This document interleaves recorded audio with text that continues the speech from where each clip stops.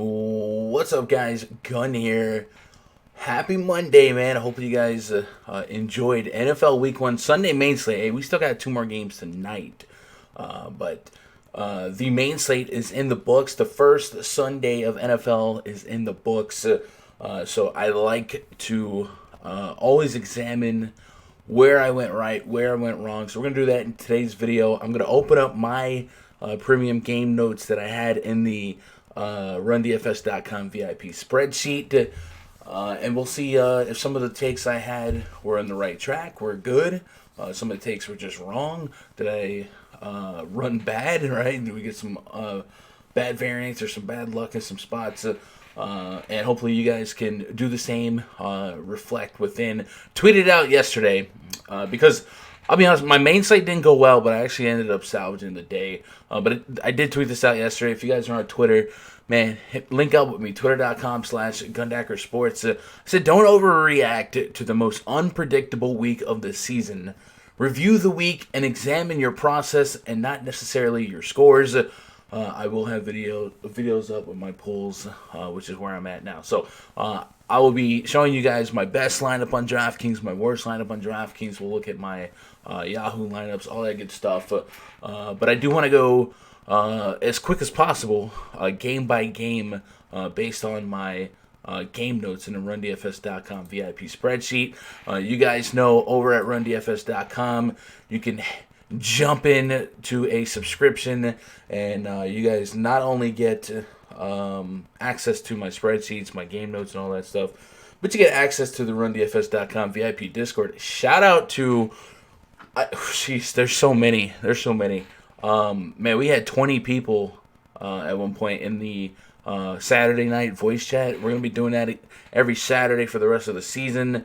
So if you guys are looking to submerge yourself into a great community of guys sharpening each other up as we relax a little bit, have some fun, talk some lineups, talk some strategy. I really think we uncovered a lot of good gems last night, but I'm always curious to see what we missed and what who we should have been on. So let's go into my game notes. This is in the Guns game notes tab in the VIP spreadsheet.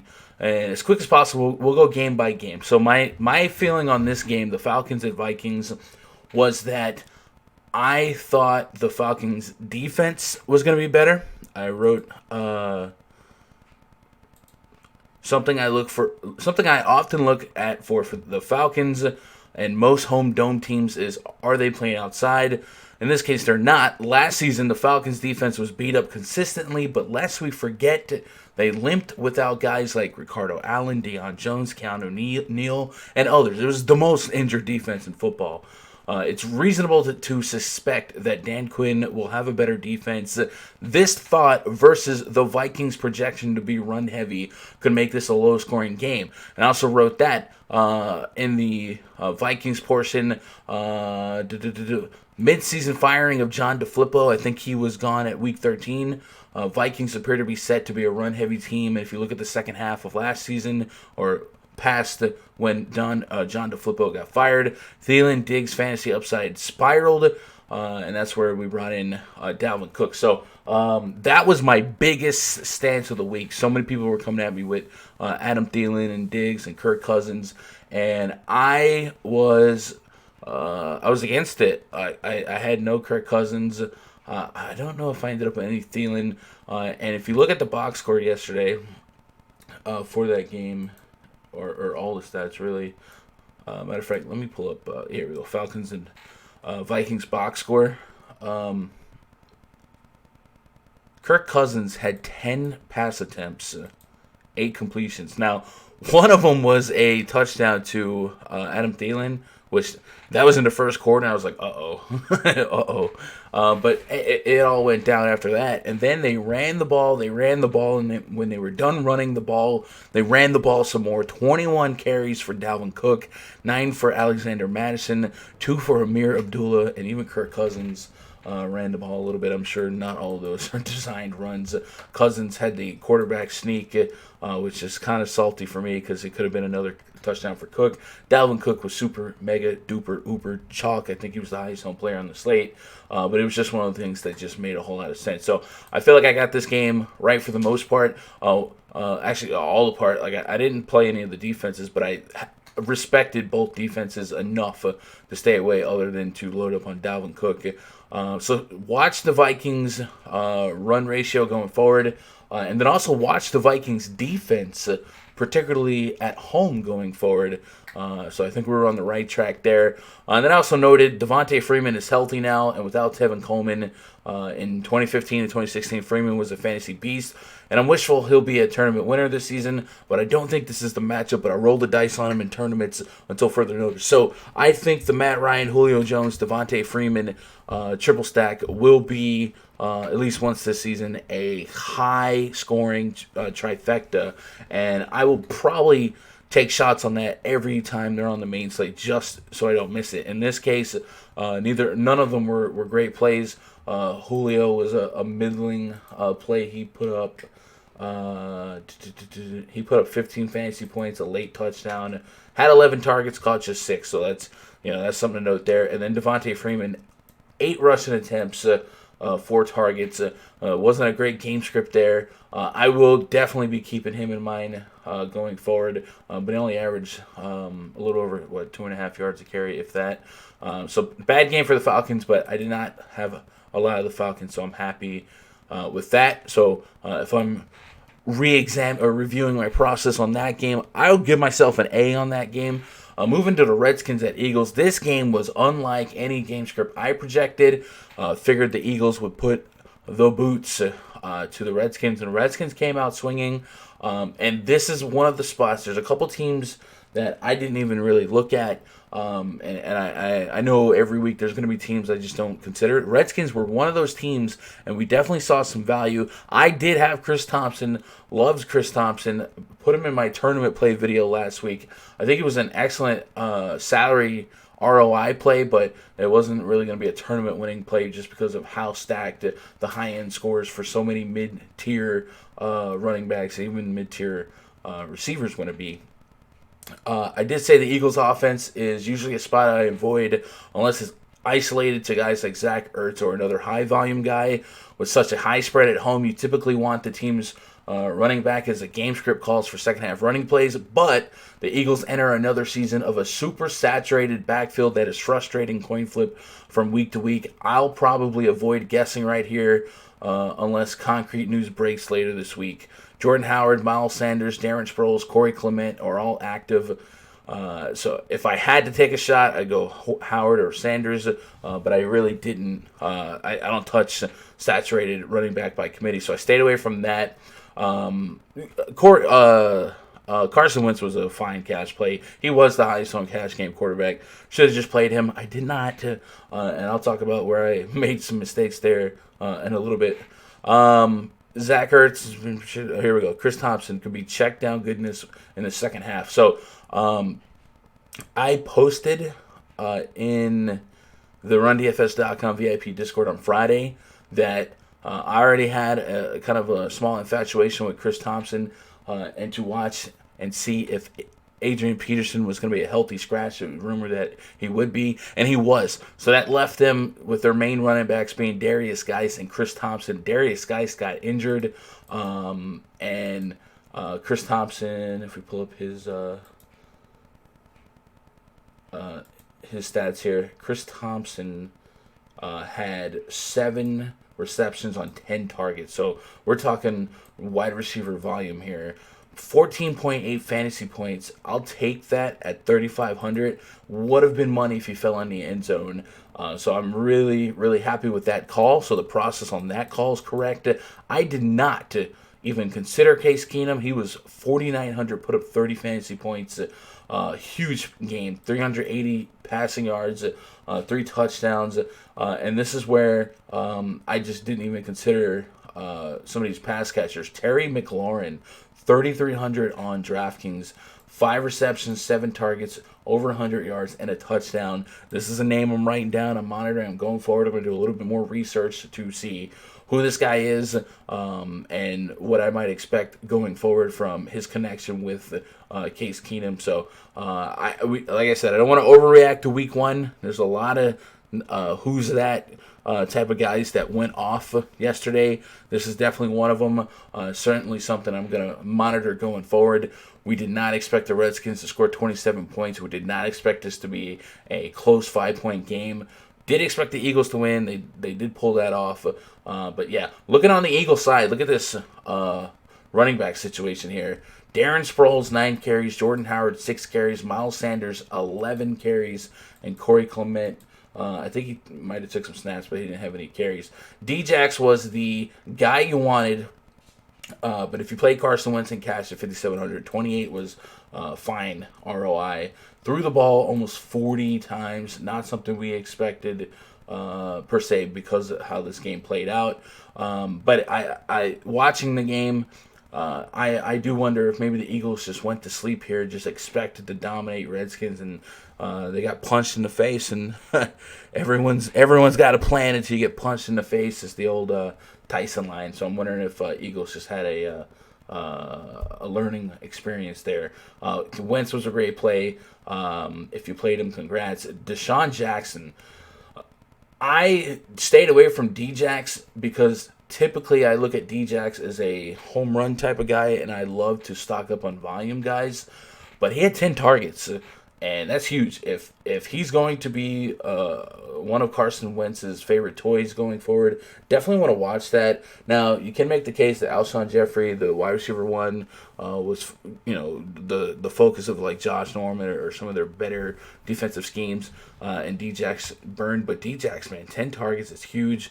8 catches, a pair of touchdowns, 38 fantasy points. He was absolutely nutty. I think he was in all of the tournament winning lineups across the industry. So congrats if you played him. I did have a few shares, but he certainly wasn't a high-end play for me. There was several people in the VIP Discord that were all over Djax, so congrats to them.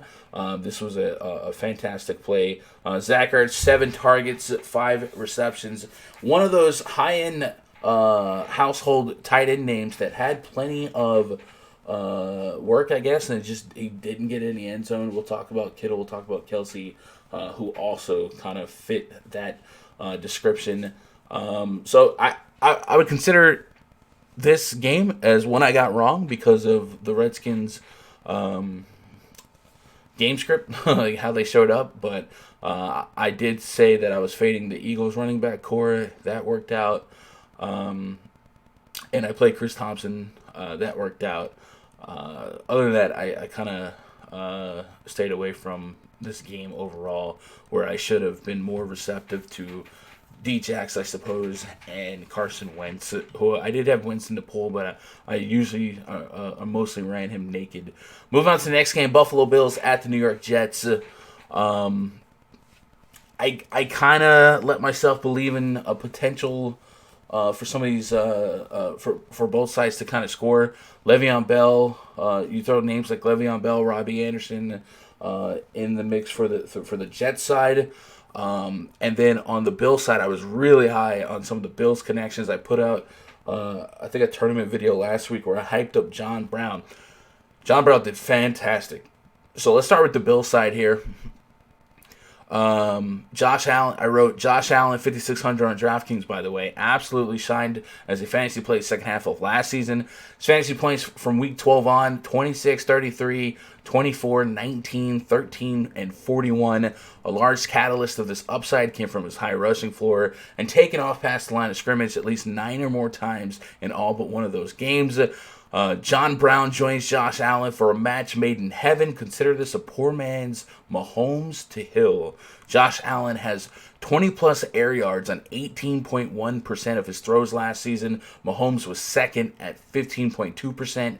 John Brown saw 16.3 average air yards last season and a 33.8% of the Ravens' total air yards. Only Devontae Adams had a higher percentage of teams air yards last season. So I was all over the John Brown to Josh Allen connection, and that was absolutely a fantastic hookup. Now, Josh Allen, just 19 fantasy points and 38 rushing yards. Wasn't fantastic. He did fumble twice, but he had a rushing touchdown, which is kind of what you're playing for. He had a passing touchdown, and then most notably, 10 targets to our boy John Brown here, over 100 yards and a receiving touchdown. John Brown, 28.3 fantasy points. He was one of my highest owned receivers on the day. So I'm super stoked about that, and I will be keeping that going forward. Cole Beasley was somebody at 3,600 I was looking at. He had 9 targets, but it was not very efficient. 5 catches for 40 yards, so just slant routes and small move that change. Now, I'm willing to accept that the Jets defense is maybe a little bit more stout and stagnant, but man, Beasley kind of did this in Dallas too. Man, he would lull you to sleep with some of those over the middle slant routes, and never really would crush for tournaments, but every now and then he would pop off. On the Jets side, I didn't have any Jets exposure. Le'Veon Bell, 17 rushing attempts, 9 targets. That's enough for me to take note going forward, especially the 9 targets for PPR.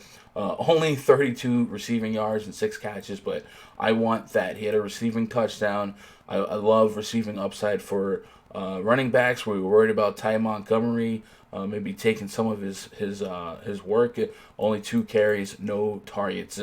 The big news from the Jets, if you don't take anything away, take this away. Jamison Crowder, 17 targets, bro. 17 targets. New slot receiver for Darnold.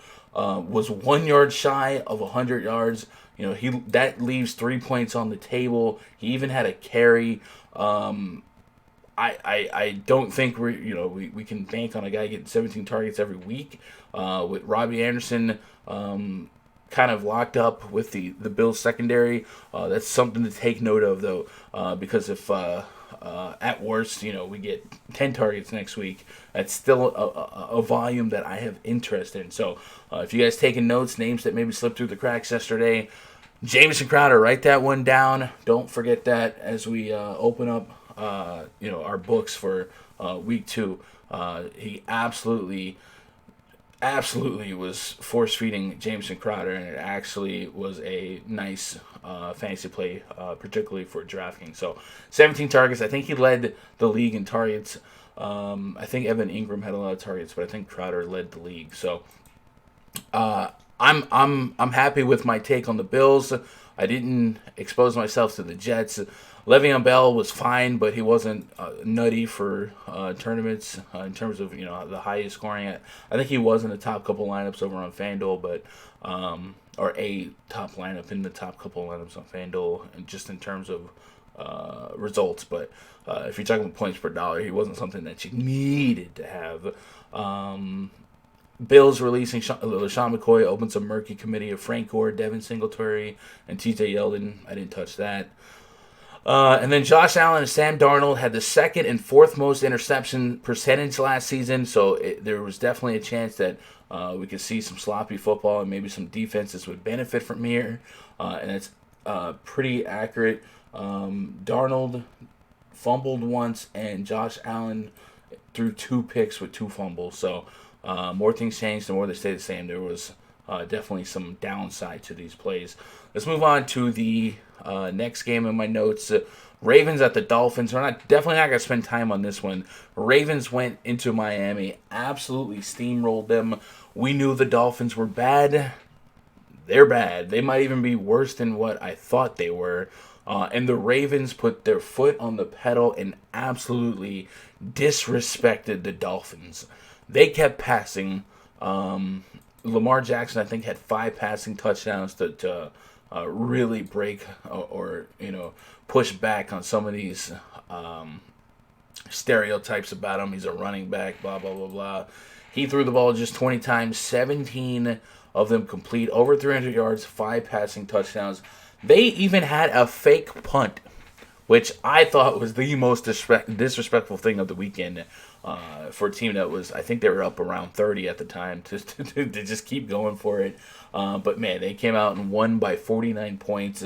Dolphins, by the way, get to see Antonio Brown and the New England Patriots next week. It's bad. Now, Ravens were nutty for tournaments. You needed to have some. We were all about some Mark Ingram here. We'll jump into the notes here, just based on the process review.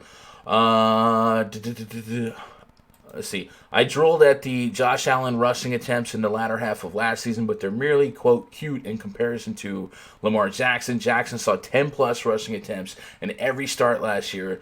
Dolphins, by the way, allow the third most quarterback rushing yards. If we let game theory via Vegas lines tell the story, the Ravens should play with a sizable lead the second half, typically benefiting the leading team's running back. Ravens signed former Saint Mark Ingram this offseason, and this guy is in a money spot versus the Dolphins, who allowed the third most rushing yards last year. By the way, Lamar Jackson is from Florida, for you narrative lovers, so he came home, he did his thing. He only ran the ball 3 times. I don't think that means to me that he's going to stop running the ball. I just think it wasn't necessary. So Lamar Jackson, a massive play, one turn. I think he won $1 million on maybe both sites, but I think for sure on FanDuel. And Mark Ingram, this was the process play. He absolutely crushed it.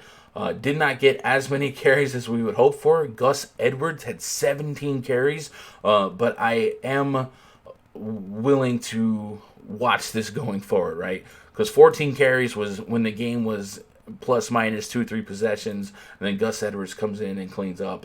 But they ran the ball a whole heck of a lot. But we can't really overreact to this game.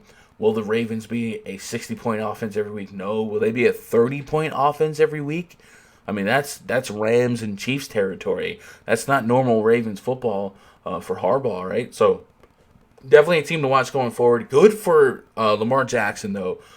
He threw some good passes. The defense sucked, but there were some good dimes, some dots, and some drops in the bucket that he really put in the right spot. Hollywood Brown, Marquise Brown, 3,800, 4 receptions, 147 yards, 2 touchdowns. Again, target volume wasn't super high. Super efficient with it, though. A pair of touchdowns. Miles Boykin, Willie Snead also got in on the action. I'll definitely watch Marquise Brown going forward. You know, he's one of their top picks.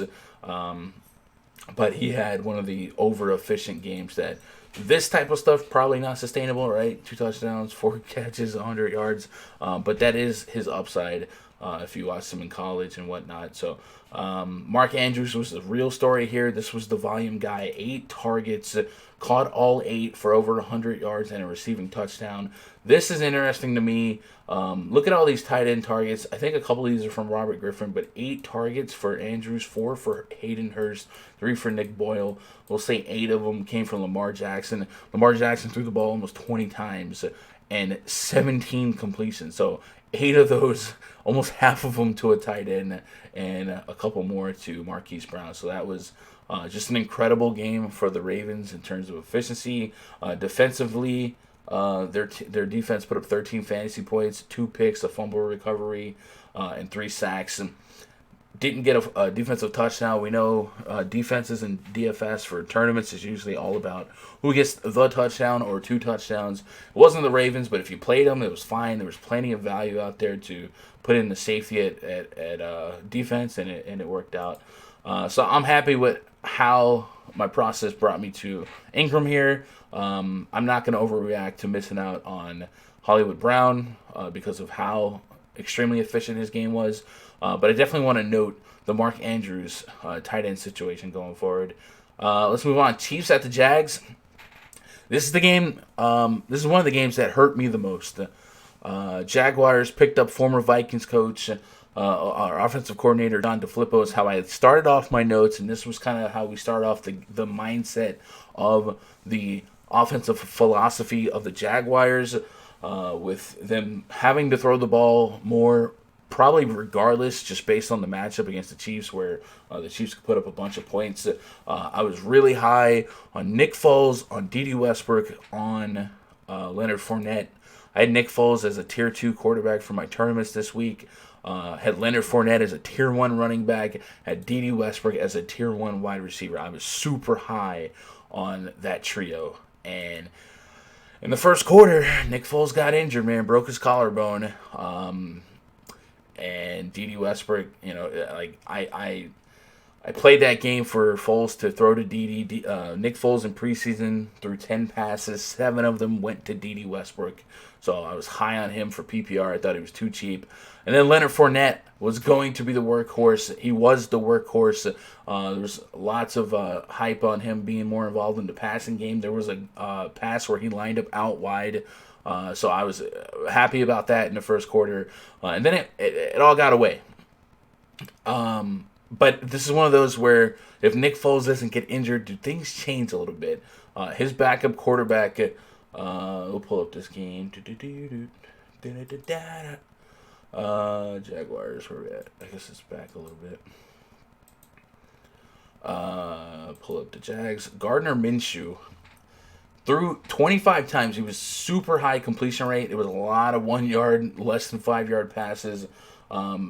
He almost threw for 300 yards. So, am I happy if Nick Foles, who had 7 before he got injured, takes over Gardner Minshew's points here for mid-20s? Yeah, I'd be happy. So I'm not going to sweat the Nick Foles pick because he got injured. And then we start looking at D.D. Westbrook. He had 6 targets. Maybe he has more if he stays in, but he caught 5 of those 6. Landed in the end zone. He even had a rushing attempt. If we go to the notes itself for some more process review, I said I'm not even going to waste more time typing about the Chiefs' offensive weapons. All are in play. Definitely was true. Sammy Watkins was the guy here to have from the Chiefs. Tyreek Hill also got injured. I think he hurt his shoulder or collarbone as well. But Travis Kelce was the big letdown. On Yahoo, Travis Kelce was the same price as George Kittle, and then everywhere else, Travis Kelce was your highest priced tight end. Because of all the mid-tier value at running back, at wide receiver, I found myself grabbing a lot of Travis Kelce. I listed him as a tier 1 tight end with Henry, with George Kittle. We'll talk about both those guys too. But, man, Travis Kelce left 2 touchdowns on the table. I'm not going to say he left them on the table, but there were 2 touchdowns left on the table for Travis Kelce if you watch that game. 1 touchdown that was left, Patrick Mahomes did one of his no-look passes. You guys remember him doing that last year. He tried to no-look pass Travis Kelce, who was wide open in the end zone, and he ended up overthrowing him, or just didn't have an accurate throw. So if he's looking at Kelce, he probably gets the free touchdown there. So that's 1 touchdown.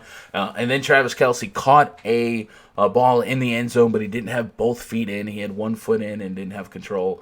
So 2 touchdowns left on the table, which kind of hurt because he ended up having a bad day in terms of DFS. He only had like 10 or 11 fantasy points. He had 8 targets, only 3 catches, 88 yards, 11.8. So if he can add 1 more catch for a touchdown and get 12 yards, that's 100 yards, that's a touchdown, that's a guy that gets you closer to 20. So I'm gonna go with bad luck on that one. A little bit of variance. The volume was there. The end zone opportunities were there. As long as he's getting red zone targets, I'm a buyer. Sammy Watkins absolutely went all the way off, and he was already a massive play before Tyreek Hill got injured. He went 9 for 11, almost 200 yards, 3 touchdowns, absolutely crushed it. Tyreek Hill is probably going to miss some time here going forward, so we're going to see a lot of looks at Sammy Watkins, likely going to be a little chalky. I'm a little bit worried about that, but depending on price going forward, it looks like the targets will be there, opportunities will be there, but I'm going right back to the Kelce will for sure. And then Patrick Mahomes, highest priced quarterback, put up 30 fantasy points. You're definitely not mad about getting 30 fantasy points from Patrick Mahomes. Had high interest in the game, had a lot of Kelce, a little Tyreek, had a little Sammy Watkins, and a whole lot of Jaguars. And the Jaguars side is where things went bad. Like I said, Foles getting injured, and then D.D. Westbrook had a middling game. Let's talk about Leonard Fournette, though. I had 3 running backs that I went over 70% on in my tournament builds. if we go to my player pool, Dalvin Cook, Chris Carson, Leonard Fournette, and my 100-plus lineups, I had over 70% of each. Dalvin Cook paid off. Chris Carson paid off. Leonard Fournette did not. And this is one of those where I want to examine my process. I don't want to use Nick Foles as a complete excuse here.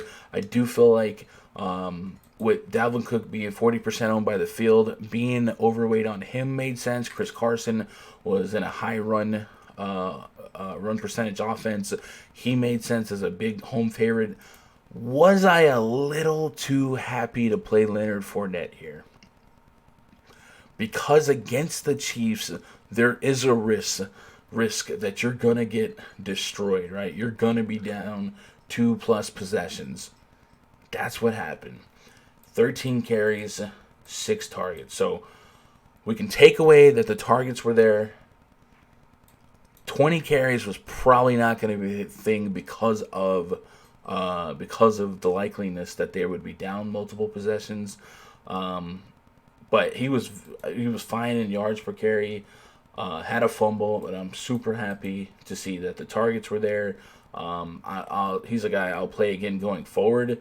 But I do think I maybe underestimated the risk that he could not have the floor that I wanted if games got out of hand here. So that's one that I am gonna mull on in the coming week or in the coming weeks if the Jaguars go up against another high octane offense. But like I said, that big asterisk here is if Nick Foles doesn't get hurt, what happens here?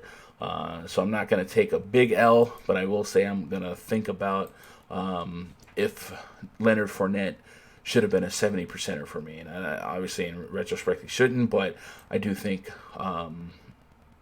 the usage was there.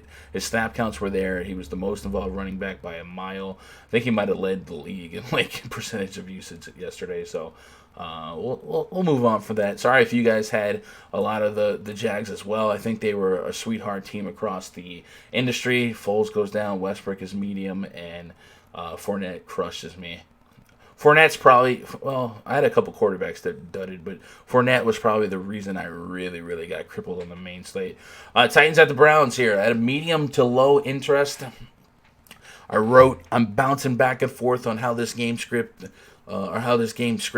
Both teams present good defenses and spread out offenses. We can build a lot off of how inspiring the Baker Mayfield offense looked to close the season, but then we start drooling over the addition of Odell Beckham. I want to be a stockholder in Brown stacks early, but I must concede that this offense smells Golden State Warrior-y in the sense that the team might offer tournament winners and big busts week to week based on who breaks free or who snipes the touchdowns. So early on, this team will just be stacked variation for me for tournaments. Nick Chubb, pretty trendy right now, and I do have concerns for this matchup. Titans allowed the third fewest rushing touchdowns to running backs last season with a staggering 0 receiving touchdowns. So I think combined it was the fewest touchdowns in the league. The case for Chubb isn't a matchup, but rather a projected volume with Duke Johnson gone and Kareem Hunt out half the season. I'm a believer in volume outweighing matchups at times, but I think my stance on Chubb is going into the weekend will be field projected ownership and how important leveraging that is will be for me. I was a low guy on Chubb here. And then I wrote, I'm on the wait-and-see approach with the hype beast Derrick Henry. Although the matchup yielded plus games to running backs last season, his Week 14 and 15 explosions for 50.8 and 33.24 were on the back of 4 touchdowns versus Jacksonville and 33 carries versus the Giants in a 17-zip shutout. Remember, Dion Lewis still lurks. And then I wrote, Marcus Mariota played 14 games last season, was sacked 42 times, throwing 8 picks and 9 fumbles. Browns pushing a touchdown favorite at home, adding Olivier Vernon could make for a sneaky defense. And then lastly, Delaney Walker has been forgotten about and is one of last year's best matchups. I talked about him in, I think, my my lasting week 1 advice videos, and I was like, man, what are the range of outcomes where Walker outscores Kittle and Kelsey and Henry and Ingram. Those were my 4 main tight ends. He outscored all but one of them. So I maybe should have honored that a little bit more. Did have him on the early slate. But we look at this game, though. Tennessee put up 43. The Browns put up 13. Baker Mayfield threw 3 interceptions. Almost threw for 300 yards, though. 38 pass attempts. And then Nick Chubb had the volume.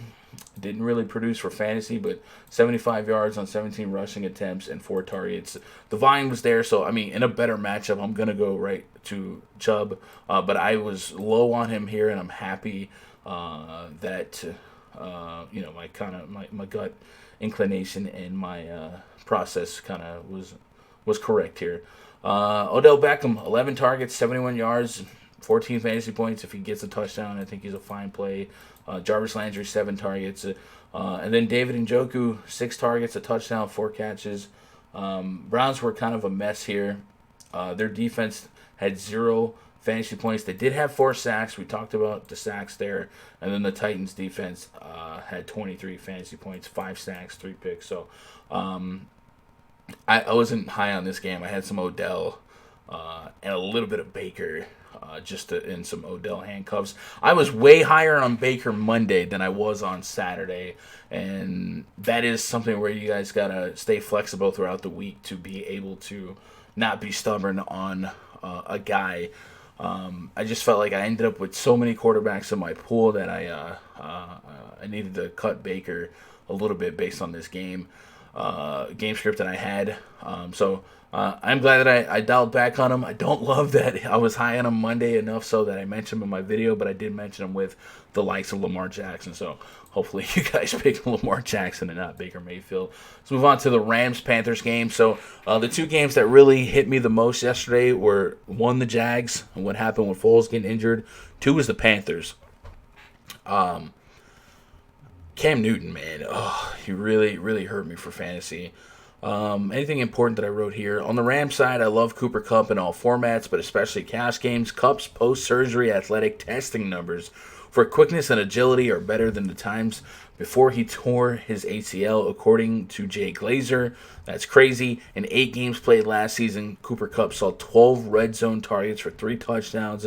Kupp helps everything. Robert Woods averaged 15.46 DraftKings points per game without Kupp last season, but over 18 with. Brandon Cooks similarly 13.7 without, 18.5 with.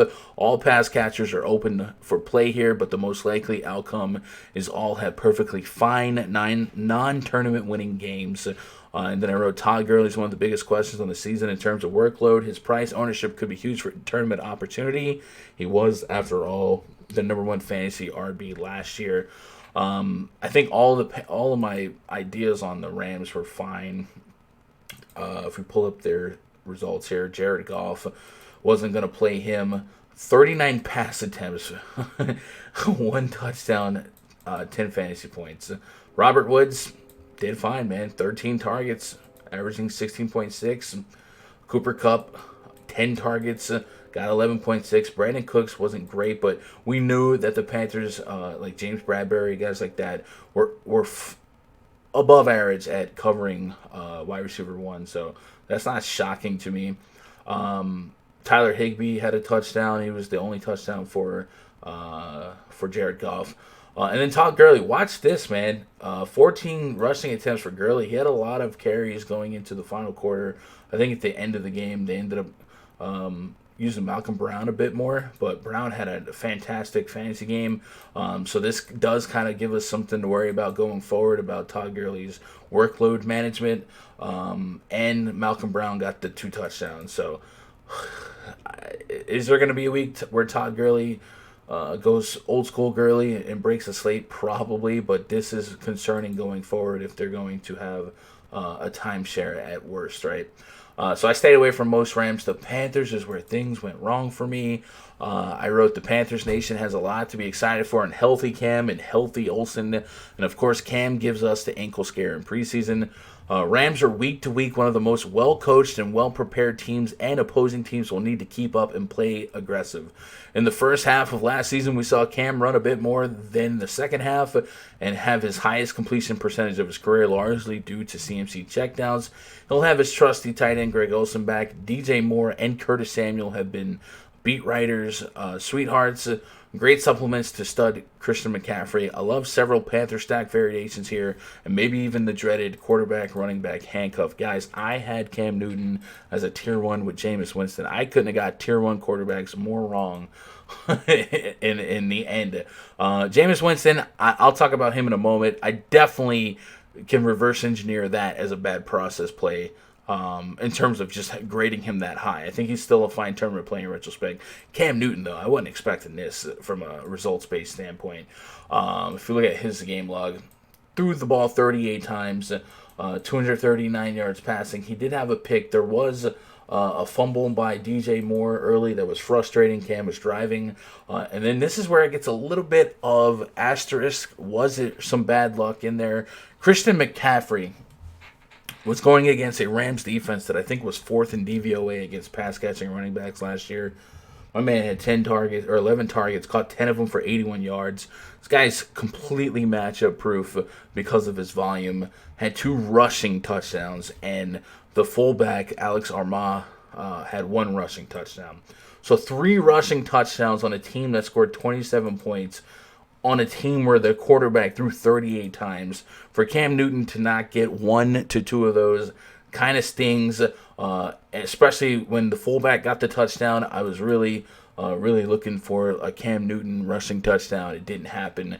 So I had to live with 7 fantasy points from Cam Newton, absolutely crushing me. In tournaments, I didn't have as much Cam Newton, but I recommend him.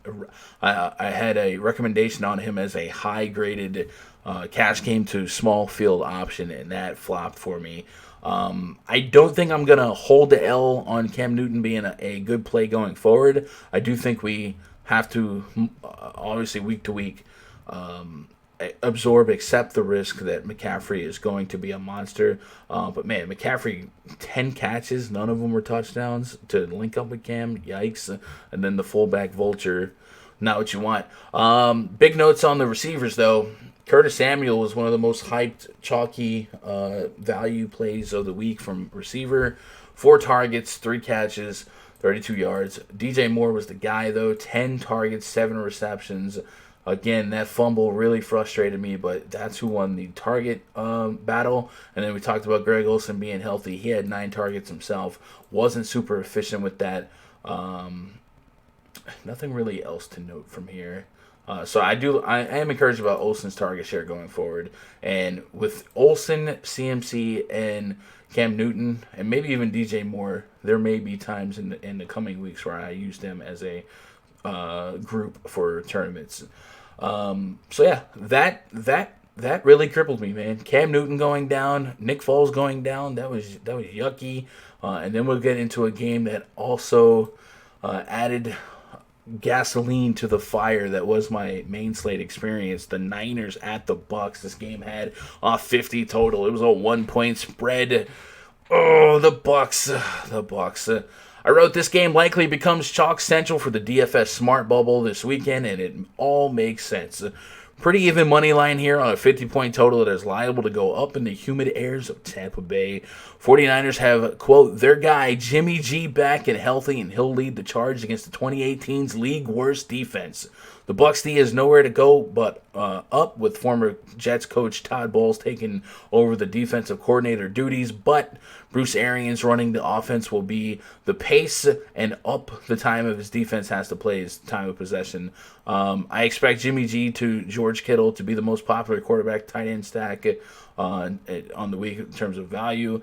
I'm a buyer, but keep in mind his stretch run of usage at the end of last season where they were force-feeding him was to chase a record. 49er receivers are a little harder to love in a small field games, but Marquise Goodwin can take the top off of any defense. So just coming out of there, I was Jimmy G and George Kittle. And then the Bucs.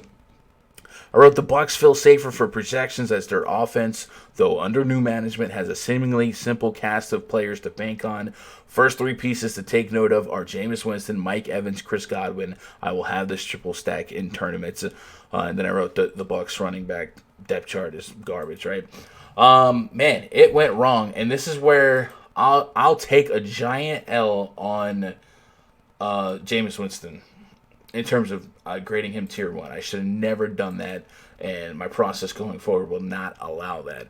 Starting with the Niners side, though, Jimmy G to George Kittle. Kittle had 13.4 fantasy points, 8 receptions on 10 targets, left a touchdown on the board. It got called back. So much like Travis Kelce, should have probably had a 20-plus point fantasy point day to be a fine play, but instead was a middling play as one of the highest priced tight ends, and it really burnt you because guys like Evan Ingram, Andrews, and we'll get into the Lions tight end all had monster days. Outside of that, this game was not really what people were hoping for from a fantasy standpoint. The scoreboard is a little bit different than how the game played. 2 of these touchdowns came from, let's see, touchdown. One touchdown to Richie James, which no one had. By the way, the target share for the 49ers, a disaster. 2 targets, Richie James. 3 targets, Deebo Samuel. 3 targets, Kendrick Bourne. 3 targets, Marquise Goodwin. And Dante Pettis, who I late swapped to, and I'll tell that story in a little bit. 1 target, and that's a whole lot of yikes. So watching that going forward.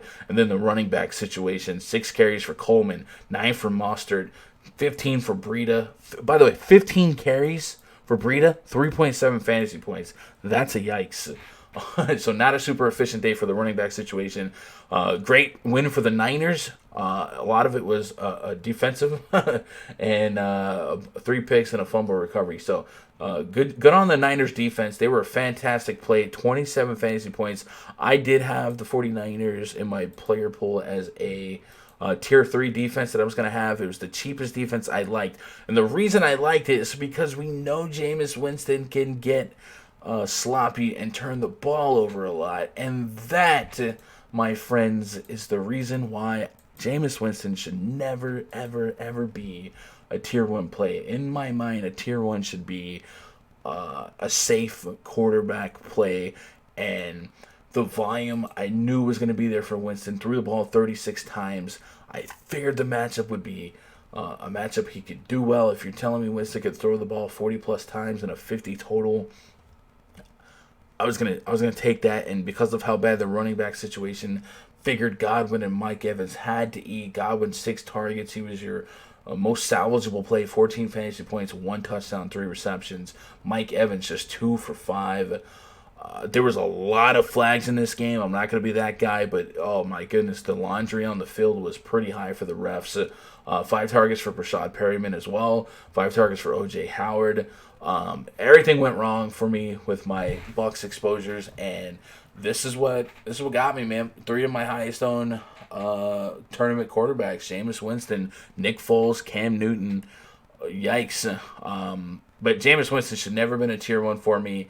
He's way too inconsistent. He will, going forward, likely have a couple explosion weeks where he throws 4 touchdowns and Evans and Godwin pay off. But because of his volatility week to week and his ability to throw 3-4 interceptions, we've seen this man get benched multiple times the last couple seasons based on bad games. It just wasn't ever a play that was the safest on the board, and I do regret that. So if we're playing DFS and reviewing our process and being honest with ourselves, for me, I'll take an L on Winston. I'm not going to take an L on Cam Newton.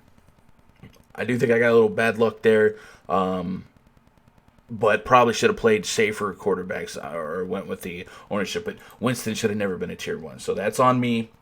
But we'll definitely be watching Bucs going forward as a team that's still going to be reliant on their pass game.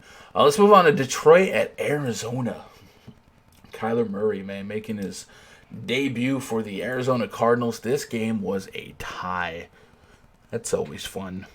I wrote Cardinals have become the sugar of the DFS hype train for week 1. A lot of love for Kyler Murray, David Johnson, and the air raid offense sweeping the league. Fast-paced, aggressive play style is what we're expecting from the Cardinals as many teams try to emulate the Chiefs. We remember the beast that was David Johnson not many moons ago, and there is reason to be excited this season. He'll definitely be my favorite Cardinals piece to target here. After him, though, we're guessing and hoping, and that's okay to do in NFL Week 1, but boy, do I not like guessing how a rookie quarterback who probably should have played baseball will do an NFL debut, and he'll lean on most downfield. The higher predictive value here, air-wise, is in the the Lions. I thought Matthew Stafford, Kenny Golladay, Marvin Jones have the chemistry and experience to punch back if the Cardinals offense does what it wants to do. The Golladay connection and even the Marvin Jones connections, I felt a little bit better than Murray to Kirk, Murray to Fitzgerald, or Keyshawn Johnson. Maybe that's a fault of mine, but if I run Murray here, it'll likely be naked. I wrote, last season the Cardinals allowed the most rushing yards to running backs with a league-leading 20 rushing touchdowns. Running back Kerryon Johnson struts through the door for me in this mind, especially with the Cardinals adopting a more do or die offense. I can't speak today. Lions love the slow pace of play down and milk clock, and Kerryon Johnson seems like the perfect way to do so. A usually cluttered backfield, Johnson shares running back duties with just C.J. Anderson this year. So Lions didn't really go as planned. And this one, I never really even considered T.J. Hawkinson. T.J. Hawkinson was the first round pick for the Lions this offseason. He had 9 targets, 6 receptions, 131 yards receiving, and 1 touchdown. It was like a historic tight end rookie debut. So he was greatly the play. And then the one receiver I wasn't really on for the Lions, Danny Amendola.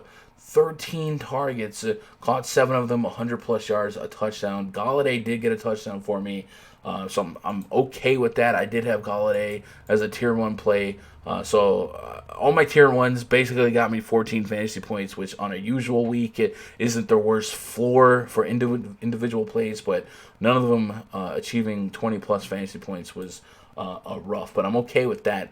Talk about what happened in this game in the end. Kyler Murray, man, stepped up, made some beautiful plays, some beautiful passes, threw the ball 54 times. Again, it went to overtime.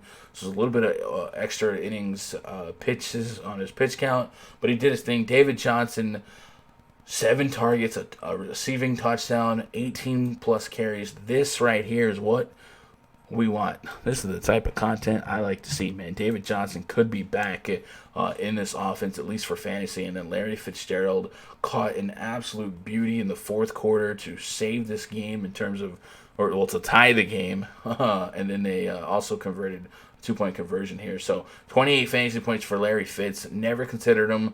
I'm probably not going to overreact here going forward, but 13 targets for him, 12 for Kirk, 10 for Keyshawn Johnson. This offensive attack was as advertised. They were going to throw the ball a lot. They were going to run a lot of plays. To even comprehend the fact that they threw the ball 54 times and ran the ball 19 times is crazy to me. Matter of fact, they ran the ball over 19 times. That's just wild, right? So I'm going to be happy and stoked and excited to play this Cardinals offense in the right spots going forward. Kyler Murray may make my pull, but I'm definitely encouraged to up my David Johnson interest, right? Because he was hyped up last season as a resurging season, and we never really saw that come to fruition. But yesterday it looked pretty good. So I will definitely have higher interest in David Johnson going forward. I'm trying to see if we have Arizona here. Let's put the Arizona Cardinals box score here. We'll look at a few things to do. First downs for the Cardinal side here.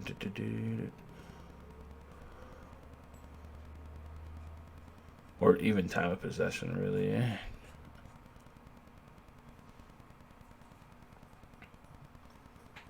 So I was trying to find snap counts here for the Cardinals.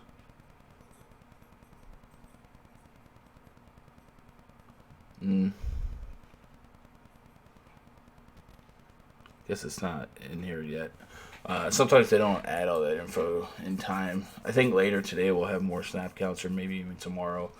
But yeah, I liked what I saw there. On the Lions side, man, what a way to lose or to not win that game. But Matthew Stafford, 30 plus fantasy points, 385 yards, 3 pass attempts, 3 touchdowns, passing touchdowns, 45 pass attempts.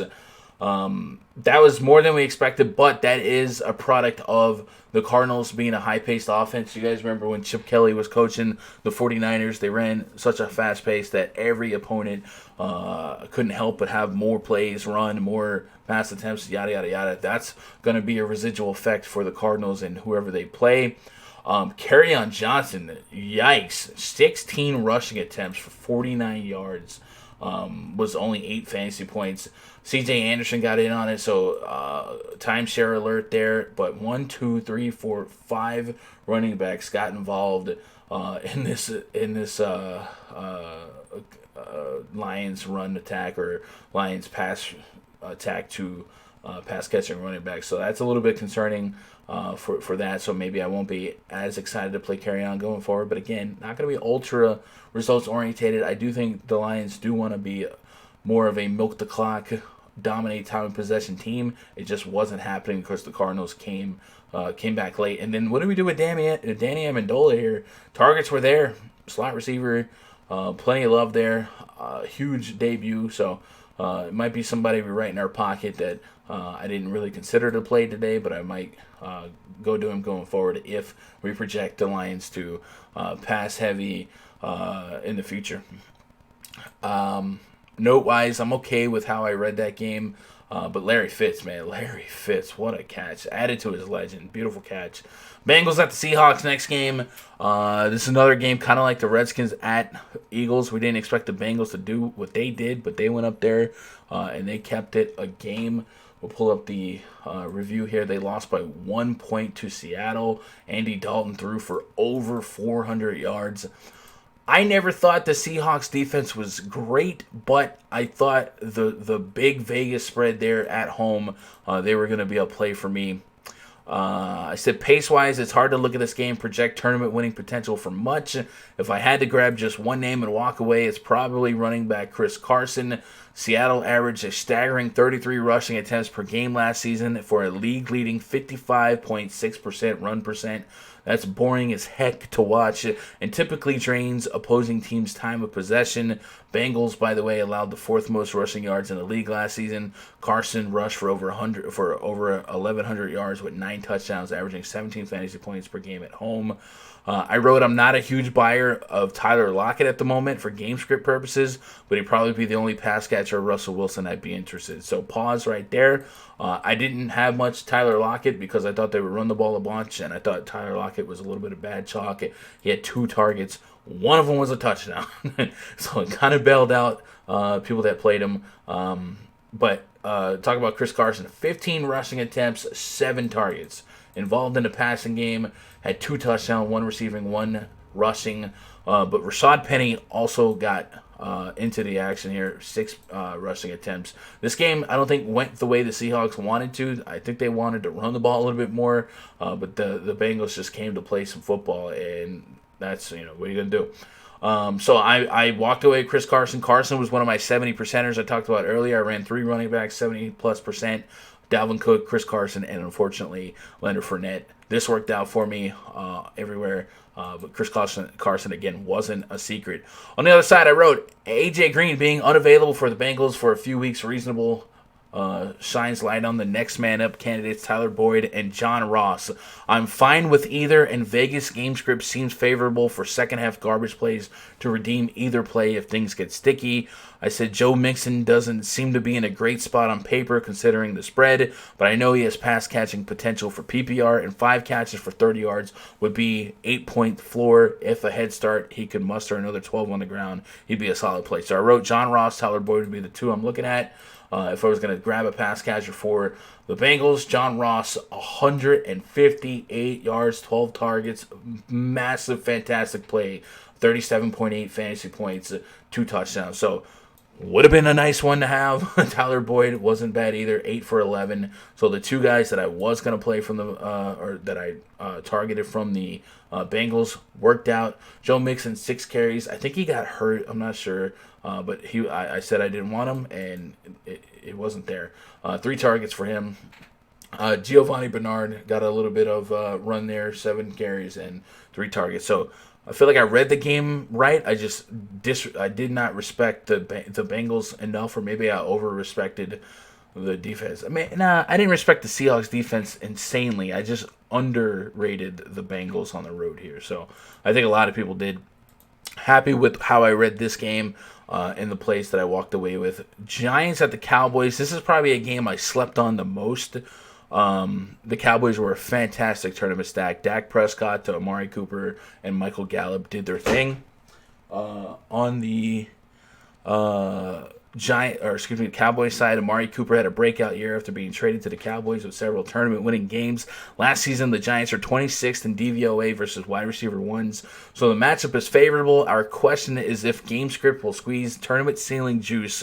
Few receivers have a higher ceiling, lower floor contrast than Cooper over the last couple seasons, so it's hard to ever have him in a cash game pool, but 10 targets, 100 yards, and touchdowns is a realistic stat line. Pause. Let's go look at his stat line, right? Amari Cooper, 9 targets, 100 yards, and a touchdown. Almost called that one to a T. So he did his thing, but Michael Gallup also 7 targets, 158 yards. Fantastic play. And then if you played Dak Prescott, 36 fantasy points, 4 passing touchdowns, over 400 passing yards. I knew the Giants defense was bad. I knew there was going to be some issues with Zeke, but when Zeke signed, I figured this would just be Cowboys game where they take the lead and they run the ball and they keep the lead.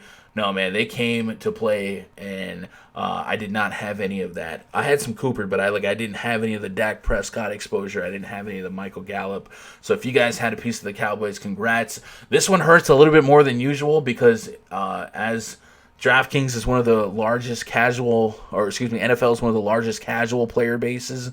And there's a lot of Dallas Cowboy fans that played this stack just because they're fans of the team. And every time the Cowboys did something, I kept going backwards. So yikes. I wrote, on the Giants side, my interest comes down to pretty much 2 people. Saquon Barkley, Evan Ingram. Barkley's volume and pass catching ability makes him borderline matchup proof. And unlike most running backs, the larger the deficit, the more check down passes and cheap PPR points he'll accrue. Evan Ingram should lead the team outside of maybe Barkley in targets. With Odell Beckham gone, Golden Tate suspended, and Sterling Shepard coming off a thumb injury, the volume of targets is safe. In his last 4 games without OBJ, Ingram scored 21, 17, 15, and 10 fantasy points per game, 21.1 coming versus Dallas last season. And then I wrote, I wouldn't push back if you wanted some Cowboys defense at home. Large favorite, Eli Manning. That was pretty much right. Like Saquon Barkley, 20 fantasy points. If you went to the 9K running back and went Saquon over CMC, that was a big time L because, man, 20. That's a 25-point swing. So yikes if you did that. I think I definitely rated CMC over Barkley in that category just because I thought that game could shoot out a little bit more. But Barkley being Barkley, man, 6 targets, 4 receptions, and 120 yards rushing on 11 carries. He likes to break the big one. The Giants bench starters in the fourth quarter. We saw Daniel Jones come in there, threw 4 passes, and Wayne Gallman came in. Evan Ingram, 14 targets. I think Jamison Crowder was the only guy that had more targets than him. This was as expected. 11 receptions. He got in the end zone. I didn't think his touchdown equity was as high as Hunter Henry, and I'll talk about why that stings in just a moment when I review my best lineup, my worst lineup. But for the most part, I'm happy with how we read this game. Cowboys defense wasn't great. Eli Manning didn't do too bad either. 18 fantasy points, 300 passing yards, so there's that. And then I think we only have one more game on the main slate here. Was it the Chargers and Colts, right? Yeah, Chargers and Colts, I think, is next. Yeah, Colts at the Chargers. I wrote about how people completely abandoned the Colts once Andrew Luck retired, and they still had pieces to fight. I wrote Jacoby Brissett is just 4,400. Yes, he has a season of starting experience, and it wasn't pretty, but it was also behind a piece of paper offensive line. Not a great matchup for this road dome team, but is there a range of outcomes where Brissett, with more experience, a better O-line, rushing potential, and actual weapons to throw to, pays off his price? Yes. I'm not walking to the end of the earth to play Brissett or stack Colts, but I'm just saying. Jacoby Brissett, 16.5 fantasy points.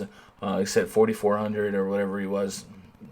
definitely would have been fine, and that would have allowed you some money to go get some whatever you wanted, right?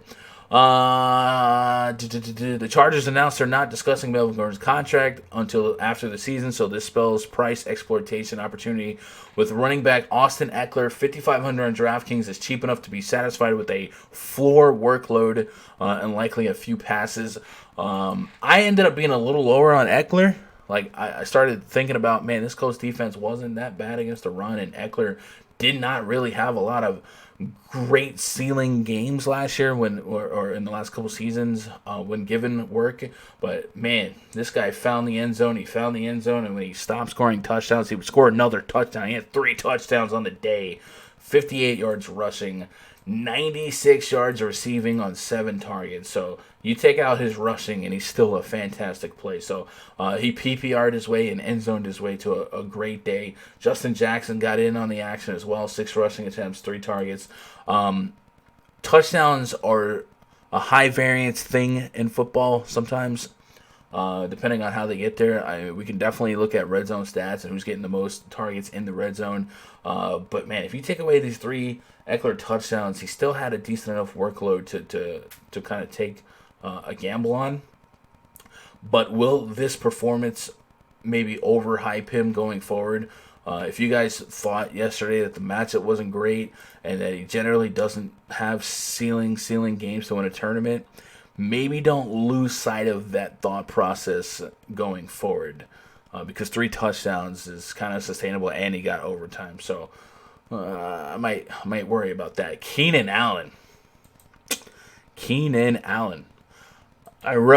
I've grown to love Keenan Allen as he returns to action in the slot. A good chunk now that Tyree Williams is gone. Keenan Allen, when healthy, is a PPR monster out of the slot. Colts funnel passes over the middle. I had Keenan Allen as my number 1 tier 2 play. One of my highest owned receivers. Thank you, Keenan Allen, for your services. Did his thing yesterday. 29.3 fantasy points, 10 targets. Only didn't catch 2 passes. So, big play there. And then lastly, let's talk about Hunter Henry. What did I write about?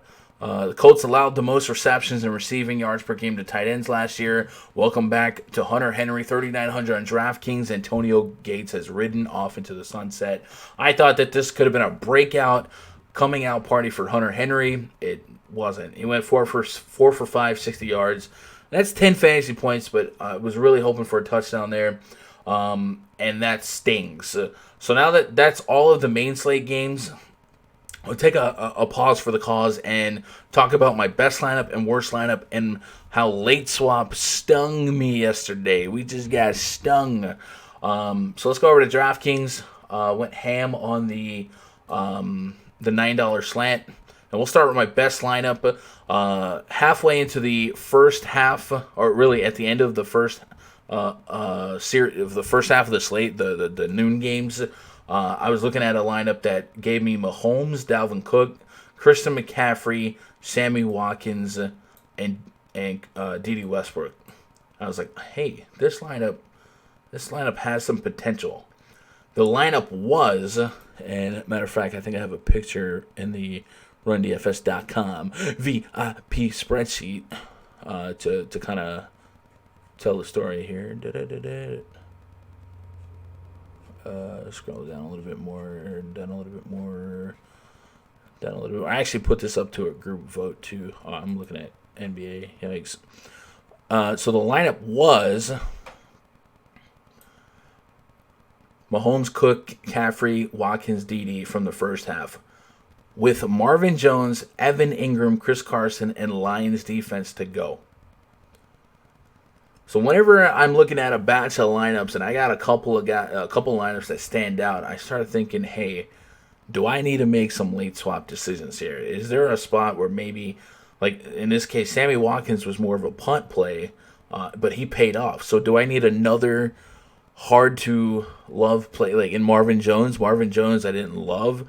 I liked Kenny Golladay more. Is he too risky now that I got one punt play to pay off? Maybe. And then I started thinking, is Evan Ingram got the touchdown equity that Hunter Henry has in last year's best matchup? Maybe. So I did a bad thing. I late swap Marvin Jones to Dante Pettis, slot receiver for the 49ers in a 50-point total game. Got one target. I late swapped Evan Ingram to Hunter Henry. 10 fantasy points. Evan Ingram, by the way, we just talked about it. Massive game for the Giants. He put up 31.6 fantasy points. Not a good. I left 21 points on the board. And then I late swapped the Lions defense into the Seahawks, and I'm okay with that. I'll live with the 12 points from the Seahawks. So basically, I gave up 21 points on tight end, and then Marvin Jones with some overtime. Let me refresh that because I don't know what just happened. Lost the games here. Marvin Jones. Marvin Jones as a receiver for the Lions had 10. So that is 31 points that we left out there on late swap. If I would have left it as is. So this lineup scored 218 fantasy points. If we add those 31 points from the way it was, that's a 249 point lineup. 249 would have been good for 57th place, or fighting for 57th place, which definitely would have been quite a bit more money. It would have been $250. So late swap burned me here. But that was my best lineup. We'll talk about process in that lineup. It was a Mahomes, Sammy Watkins stack. Thought process here is Tyreek Hill versus Jalen Ramsey. Watkins could be the guy that thrives. We talked about how important quarterback receiver handcuffs are. My Dalvin Cook, Chris Carson, McCaffrey. This is why I didn't go 100% on any running back, because Leonard Fournette was in most of my lineups. So in this case, it didn't have Fournette. It had McCaffrey. He had 45 fantasy points. We'll take that. And then you guys know my thought process on Hunter Henry and then D.D. Westbrook. So this was my best lineup yesterday. It was good for $35 instead of $250 because of late swap. We'll go look at some of my worst lineups. Jameis Winston is in my worst lineup with a pinch of Nick Chubb, Devontae Freeman, Mike Evans, Marquise Goodwin, D.D. Westbrook, Hunter Henry, David Johnson's down there, Seahawks defense. This one put up 95 fantasy points. We look around. There's a lot of Jameis Winston in my lowest lineups. There's some Nick Foles down here. It was not great, and even some Cam Newton. So it wasn't a great main slate for me. But like I said in that tweet to open up the YouTube stream, I'm more worried about my process than I am necessarily my results. So going game by game here, and if you guys have your own process, I find that I did have a lot of bad variance this week. George Kittle, Travis Kelce leaving touchdowns on the board. Nick Foles getting injured was a yikers. But the two things that probably sting me the most as something that I could probably tweak going forward, Leonard Fournette is kind of an iffy call. Maybe I shouldn't have 70%ed him. And then Jameis Winston should have never been a tier 1. Cam Newton could have gone either way. Cam Newton, no one projected that dude for 7 points when his team scored 27 or whatnot. So there's that.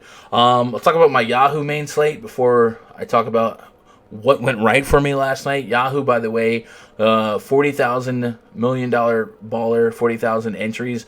Didn't even get to 30,000, so there's plenty of overlay here. This is my best lineup on Yahoo. Josh Allen, Fournette, Dalvin Cook, John Brown. It was an Allen to Brown handcuff. Keenan Allen, I loved.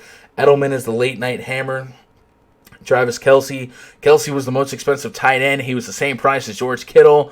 Wasn't a massive difference there, but I really paid up for Kelce, and it did not come to pay off. And Chris Carson, Baltimore Ravens. On Yahoo, Leonard Fournette, $20 on their salary was so hard to fade. He was 42% owned. I think I had him in 90%, so kind of held me down. I ended up breaking even on Yahoo, which sucks because there was so much overlay and such a great opportunity. So my main slate went poor. I was like, you know what, Gunn? Night's not over. One of my New Year's resolutions for NFL fantasy this week is, or this year, is to play as much as possible on as many slates as possible because there's so much money out there to go get. So I went and played the Showdown, the Sunday Night Showdown, and when you know it, what a bunch of money. Finished in second place of the Showdown. Missed first place by 1.53. I felt like I had a pretty tight read on this game. I felt like the Patriots at home to open the season on banner night were going to suffocate the Steelers. The Patriots like to eliminate the number one weapon for the other team. I felt like that's Juju Smith with Stephon Gilmore being the guy that kind of straddles him a little bit. And then, of course, James Conner would be the only PPR option. So all my lineups basically told a story of Patriot stacks with one Steelers. So my best lineup here had Tom Brady in the captain spot, Philip Dorsett, Julian Edelman, Gostkowski, Juju Smith, and James White. Juju being the only Steeler in this lineup. This is very similar to what won this contest. Like, this was like, I think 40 people had this lineup with me, so I was tying with 40 of my best friends. But the only difference was 1.53 points. That separated me from like $600, or this lineup got 500 itself. But I ended up getting like 600 plus from the Showdown on a $60 entry. I put 20 entries in a $3 max, and a $3 20 entry max.